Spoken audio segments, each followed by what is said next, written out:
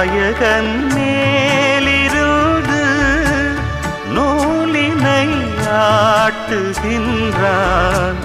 நாமெல்லாம் பொம்மை என்று நாடகம் காட்டுகின்றான். காவியம் போலொரு காதலை தீட்டுவான். காரணம் ஏதுமின்றி காட்சியை மாற்றுவான். ரயில் சிநேகமாய்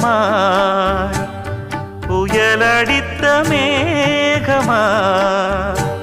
கலைந்து வந்து கூடும் பின் ஓடும் நாம் கூத்தாடும் கூட்டமே. எல்லோரும் சொல்லும் பாட்டு சொல்வேனே உன்னை பார்த்து.